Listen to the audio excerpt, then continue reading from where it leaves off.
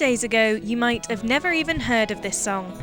It's called Last of the Melting Snow and was written by Nicholas Hemming from Burton-upon-Trent.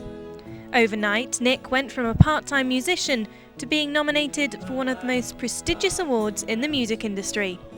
The song is being considered for an Ivor Novello Award for Best Song Musically and Lyrically. But it hasn't always been bright lights and showbiz. Although he's in London now, he grew up here in the quiet area of Winshill.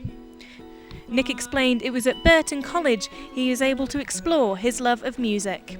I wasn't really that musical, but I started getting into rock music, and I had a few friends who played guitar, and I picked up a guitar at about age 17 and just became obsessed with it and played non-stop. And then, so we kind of formed this little group together. So I stopped going to do my A-levels and started going to go to the art college instead, and I literally spent every spare waking hour playing guitar, just became obsessive about it. This recent success has been a long time coming, and for his parents, it's still all sinking in.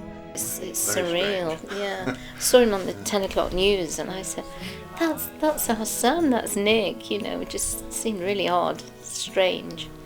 Yeah, but he did that interview with BBC News, and then they also did a separate interview in the studio with him on BBC News 24, where he'd had time to go home and change into a decent suit. Oh yes, quite nice on and that. he looked a lot better. But he looked nervous. We'll be taking him out for dinner on Sunday, so perhaps people will say, "Can I have your autograph?" Or not. If they recognise him. Yeah. But despite Nick's sudden push into the spotlight, he still remains a Staffordshire boy at heart. It's got 2 right there. What I do miss is the countryside, because in Burton it's nice because it's so easy to get out into the countryside, which I love, whereas in Streatham Hill it's just a kind of industrial kind of wasteland, and I miss the greenery more than anything, I think.